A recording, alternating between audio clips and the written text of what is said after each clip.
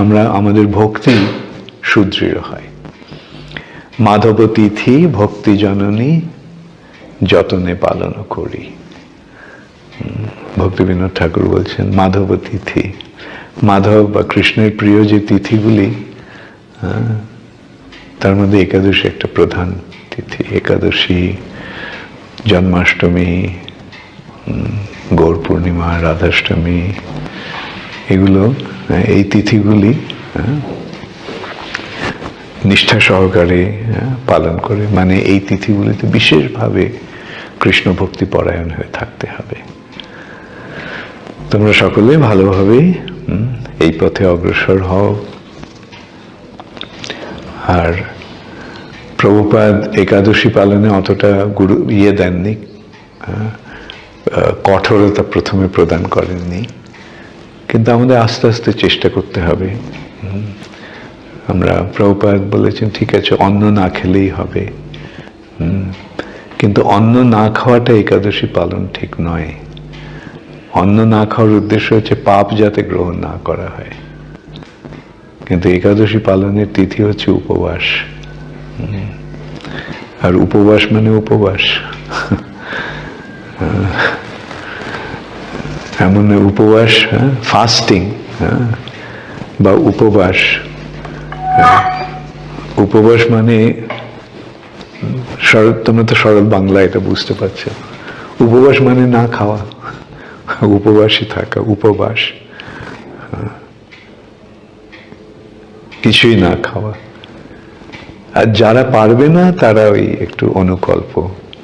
ভক্তি জীবনে আমরা ভগবানের কৃপা লাভের প্রয়াসী, তবুও যখন শাস্ত্রে বলা হচ্ছে এই তিথিগুলি পালন করার জন্য, যথাসাধ্য চেষ্টা করতে হবে পালন করার জন্য।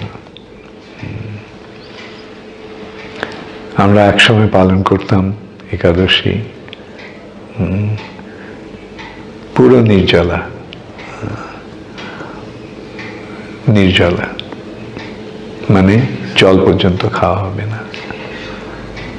তাহলে বুঝতে পারছো, জল যদি না খাওয়া হয় তাহলে আর কি খাবে? ফলের রস চলবে না, সাবু দুধ চলবে না, ফল চলবে না। উপবাস মানে উপবাস। আর এই একটা দিন উপবাস করলে শরীরের পক্ষেও খুব ভালো অ্যাকচুয়ালি। এই আমাদের পেটটা হচ্ছে একটা ট্যাঙ্ক, যে একটা গাড়িতে ট্যাঙ্ক আছে, তো তার ট্যাঙ্কের যে ক্ষমতা, তার থেকে যদি বেশি তেল ঢালা হয় তাহলে কি হবে? তেলগুলো উপরে পড়ে যাবে। তা আমাদের বেলায় সেটা তা হয় না। আমাদের বেলায় যেটা অধিকন্তু যেটা খাওয়া হচ্ছে সেটা শরীরে থেকে যাচ্ছে, যেটা বেরোচ্ছে সেটা মলমূত্র রূপে বেরোয়। কিন্তু অনেক ক্ষেত্রে এই যে অধিক যেটা খাওয়া হচ্ছে সেটা ইয়েতে পরিণত হয়, টক্সিন, বিষে পরিণত হয়। এই সেই বিষটা জমে জমে জমে জমে শরীরে রোগ দেখা দেয়। কিন্তু এই মাসে ওই দুটো দিন, একাদশীর দিন দুটো যদি আমরা উপবাস, মানে পেটটাকে আমরা যদি দিই, ছুটি দিই, তাহলে কি হবে? ওই যে খাদ্যগুলো ছিল পেটে সেগুলো সব হজম হয়ে যাবে। কেন? এটা তো পেটের মধ্যে জঠর আগ্নি আছে, আগুন আছে। সেই হজম যেটা হচ্ছে সেটা আগুন পুড়িয়ে দিচ্ছে। তোমরা একটা জানো তো একটা মেশিন কিভাবে চলে, একটা মোটর কার কিংবা কোনো একটা মেশিন কিভাবে চলে? তেল দেওয়া হচ্ছে আর আগুন আছে, সেই আগুনটা ওই তেলটাকে জ্বালাচ্ছে, আর তেলটাকে জ্বালিয়ে একটা শক্তির হচ্ছে, রূপান্তরিত হচ্ছে। সেই জন্য তোমরা দেখেছো গাড়িতে কার্বুরেটর আছে, স্পার্ক প্লাগ আছে, স্পার্ক প্লাগটা আগুনটা জ্বালায়, তারপরে ইঞ্জিনটা চলতে থাকে কার্বুরেটরে। আর যাই হোক, ওইটা কি হচ্ছে, আগুন আছে ইঞ্জিনে, আর এদিকে ইয়ে রয়েছে, তেল রয়েছে, দাহ্য পদার্থ। আর এই দাহ্য পদার্থ দহন হচ্ছে, আর সেই দহনের ফলে সেটা শক্তিতে রূপান্তরিত হচ্ছে। তার ফলে গাড়িটা চাকাটা ঘুরছে, বা গাড়িটা চলছে, বা মেশিনের গিয়ারগুলো ঘুরছে, তার ফলে মেশিনটা চলছে।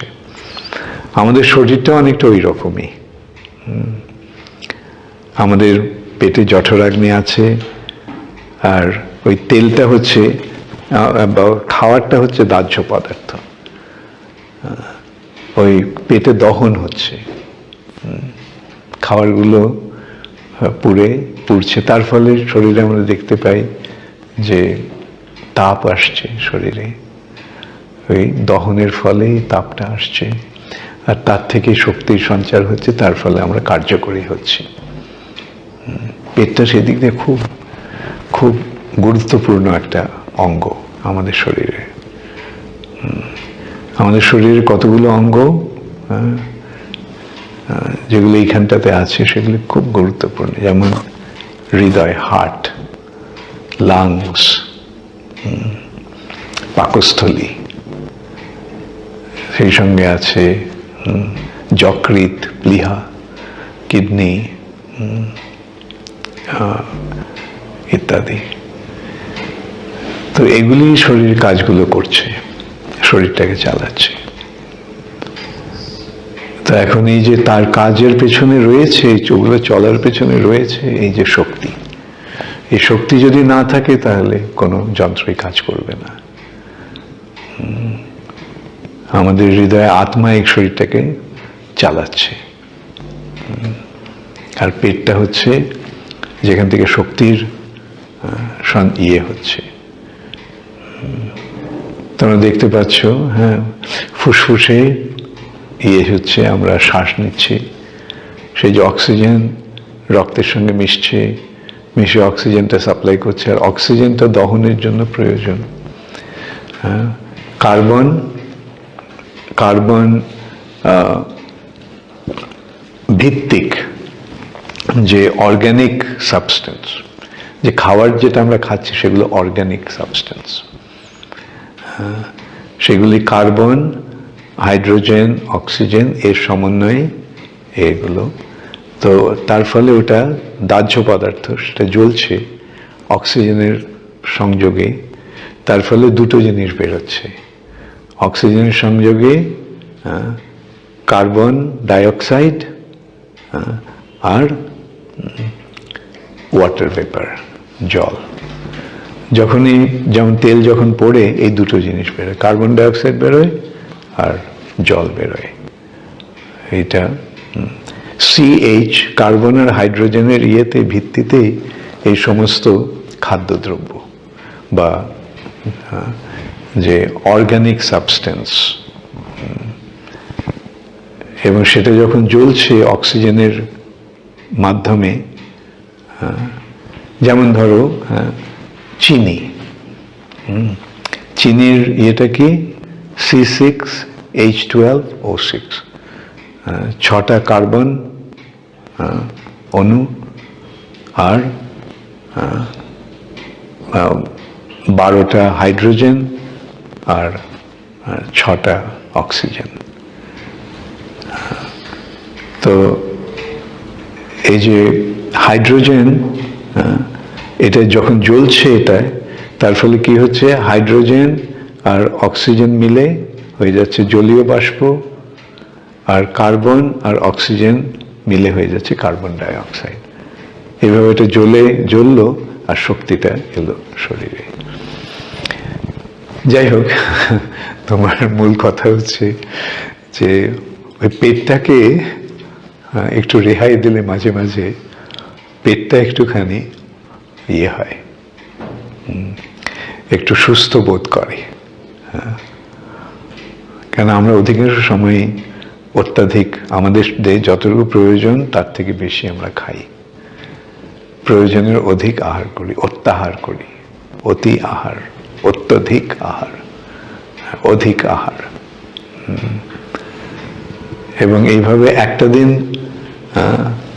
কোনো সাপ্লাই যদি না দেওয়া হয়, তাহলে কি হবে, শরীরের মধ্যে যে খাবারগুলি রয়েছে সেগুলি প্রথমে ইউজড হয়ে যাবে, তারপরে হয় কি ওই শরীরে যে বিষাক্ত পদার্থগুলি জমেছে সেগুলো পুড়ে যায়। তার ফলে এটাকে বলে ডিটক্সিফিকেশন, বিষটার নিরোধকারী ক্রিয়া। শরীরে যে বিষগুলি আছে, টক্সিনগুলি আছে, সেগুলো ডিটক্সিফাই, সেগুলি নাকাজ করে দেওয়া হচ্ছে। সেদিক দিয়ে আমরা যদি দেখি, আধ্যাত্মিক দিক দিয়েও যে না হয়, আমাদের স্বাস্থ্যের দিক দিয়েও এই করাটা, একাদশী পালন করাটা খুব গুরুত্বপূর্ণ বা লাভজনক। আর তার উপরে তো এই মাধব তিথি, এইভাবে আমরা যদি একাদশী ব্রত পালন করি তাহলে কৃষ্ণ খুব খুশি হবেন। মাধব তিথি ভক্তি জননী, তাহলে সেই তিথিগুলি নামটা কিভাবে এলো তোমরা হ্যাঁ হ্যাঁ, তো তুমি তো জানো, তাহলে বলার দরকার নেই। একজন মহাবলের পরাক্রমশালী রাজা, তার নাম হচ্ছে বিশ্বামিত্র। সে একদিন বনে মৃগয়া করতে গেছে।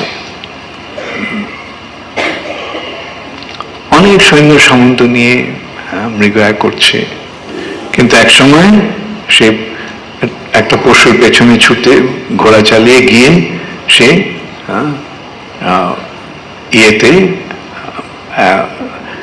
বশিষ্ঠ মুনির আশ্রমে এসে উপস্থিত হলো সমস্ত সৈন্য সামন্ত নিয়ে।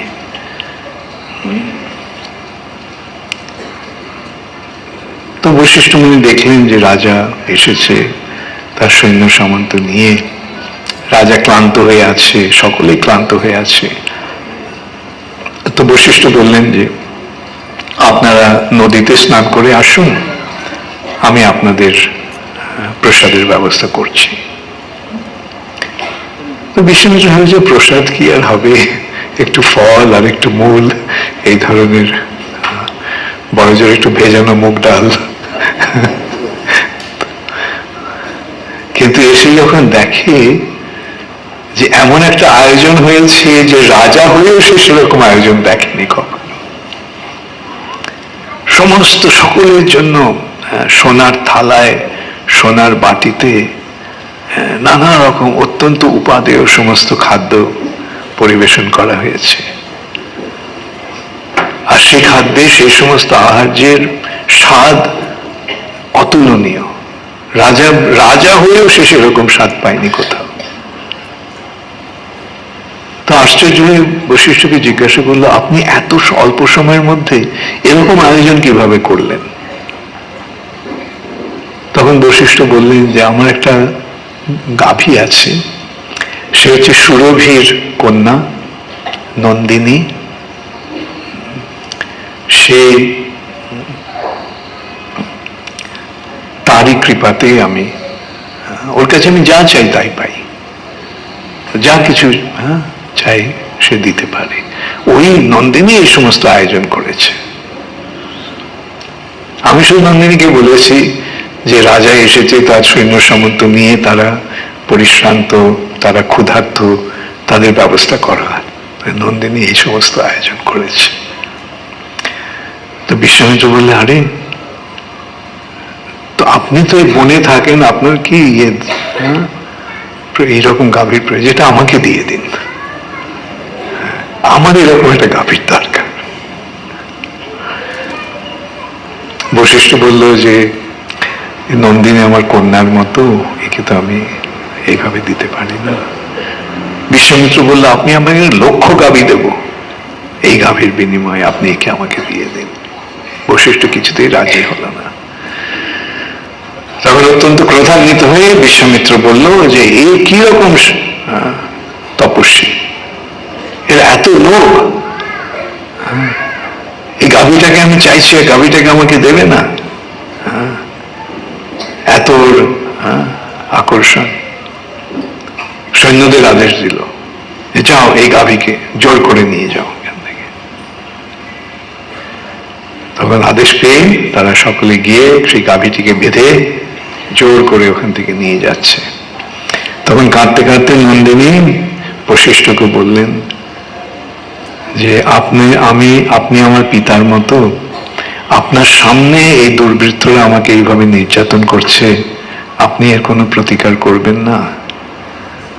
বশিষ্ঠ বললেন, দেখো আমি তপস্বী, আমি ব্রাহ্মণ, আমি তো হিংসার আশ্রয় নিতে পারি না, তবে তুমি যদি আত্মরক্ষা করতে চাও তুমি করতে পারো।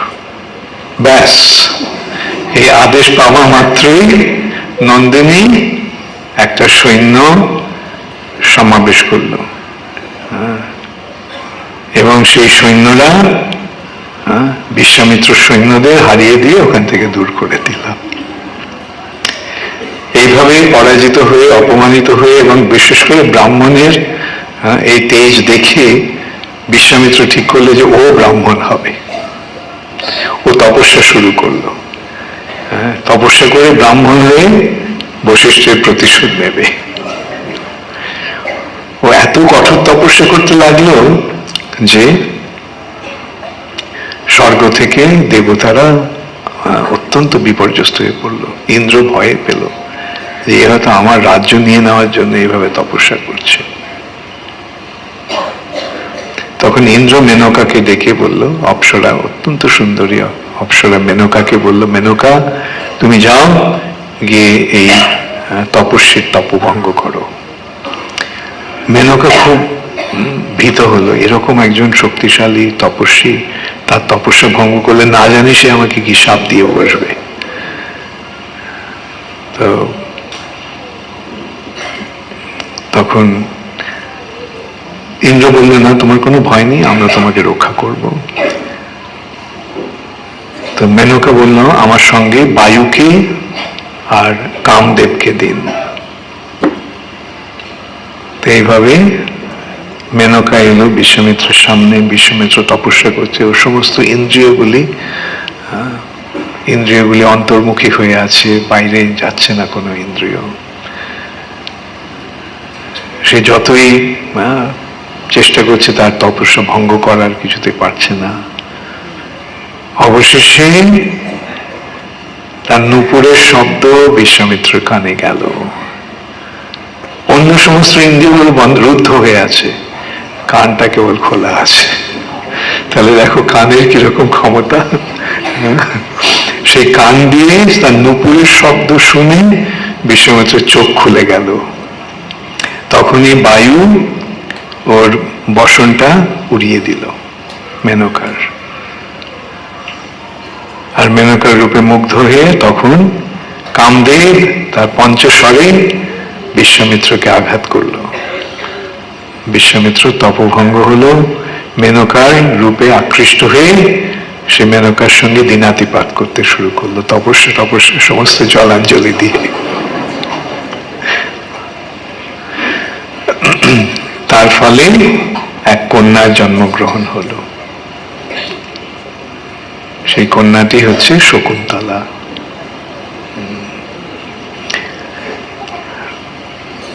যখনই কন্যার জন্ম হলো তখন বিশ্বামিত্র বুঝতে পারলো তার ভ্রম, আর মেনকাও বুঝতে পারলো তার কাজ সাধন হয়ে গেছে। সে কন্যাটিকে বনের মধ্যে ফেলে চলে গেল। বনের হিংস্র পশুরা কিন্তু তাকে কোন রকম অনিষ্ট করলো না, আর সমস্ত পাখিরা এসে তাকে ঘিরে তাকে আগলে রাখলো এই কন্যাটিকে। সেই জন্য তার নাম হলো শকুন্তলা। শকুন্ত মানে পাখি, আর শকুন্ত দ্বারা লালিত বলে তার নাম শকুন্তলা। কর্ণমুনি তখন সেই বনে ছিলেন, তিনি সেই অপূর্ব সুন্দরী কন্যাটিকে দেখতে পেয়ে তাকে তার আশ্রমে নিয়ে আসেন, এবং কর্ণমুনির আশ্রমে সেই কন্যাটি বড় হতে থাকে। একদিন কর্ণমুনি আশ্রমে ছিলেন না, এক রাজা দুষ্যন্ত, তিনি মৃগয়া করতে করতে তার সৈন্যদের এসে গেছে, অন্য সমস্ত সঙ্গীদের থেকে সঙ্গ ছাড়া হয়ে একাকী সেই বনের মধ্যে তপবনে এলেন। সেখানে এসে পরিশ্রান্ত হয়ে তিনি এসেছেন। শকুন্তলা তাকে অভ্যর্থনা করল। তার রূপে, শকুন্তলার রূপে মুগ্ধ হয়ে দুষ্যন্ত তাকে বিবাহ করতে চাইল। শকুন্তলা বলল, আমার পিতার অবর্তমানে আমি কিভাবে আপনাকে গ্রহণ করব? তখন দুষ্যন্ত বলল যে গন্ধর্ব মতে 8 প্রকার বিবাহের রীতি আছে, তার মধ্যে একটা হচ্ছে গন্ধর্ব বিবাহ। তা আমি গন্ধর্ব বিবাহের দ্বারা তোমাকে গ্রহণ করছি। এইভাবে তাদের বিবাহ হলো। শকুন্তলা বলেছিল আমার পুত্র যেন রাজা হয়। এখানে কালিদাসের অভিজ্ঞান শকুন্তলামের ঘটনাটা মহাভারত থেকে একটুখানি ভিন্ন। যাই হোক, কালিদাসের ওটা তো তোমরা জানো, দুর্বাসা অভিশাপ দিয়েছিল ইত্যাদি। হ্যাঁ, কিন্তু মহাভারতের ব্যাপারটা একটু অন্যরকম আছে।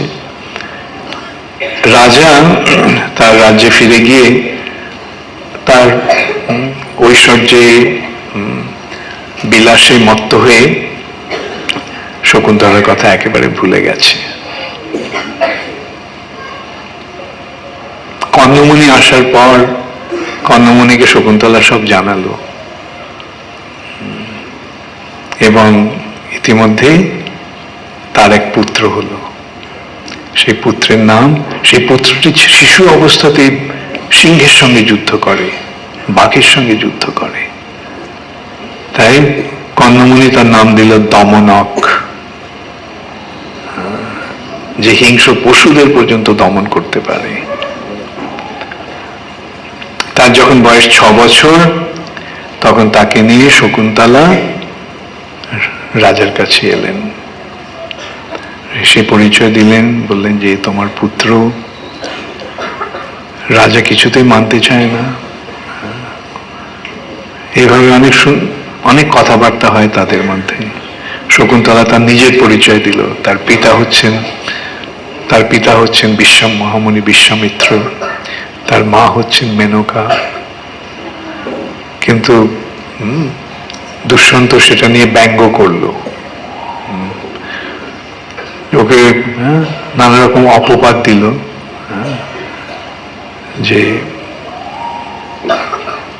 অস্বীকার্য কেবল করলো না, তাকে নানা রকম চরিত্রহীন বলে তাকে সম্বোধন করলো, চরিত্রহীনা। তখন শকুন্তলা ওকে বলেছিল, আমার তপপ্রভাবে আমি আপনাকে অভিশাপ দিতে পারতাম, কিন্তু আমি অভিশাপ দেব না, কেননা আপনি আমার পতি।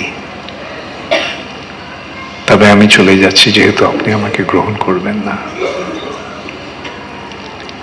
তখন স্বর্গের থেকে দেবতারা দৈববাণী করল, দুষ্যন্ত, এ তোমার গন্ধর্ব মতে বিবাহিতা স্ত্রী, এবং এ তোমারই পুত্র। এবং তখন দুষ্যন্ত শকুন্তলা এবং তার পুত্রকে গ্রহণ করলেন, এবং সেই পুত্রই কালক্রমে তার নাম হলো ভরত, এবং সেই ভরতের নাম অনুসারে এই দেশের নাম হলো ভারতবর্ষ।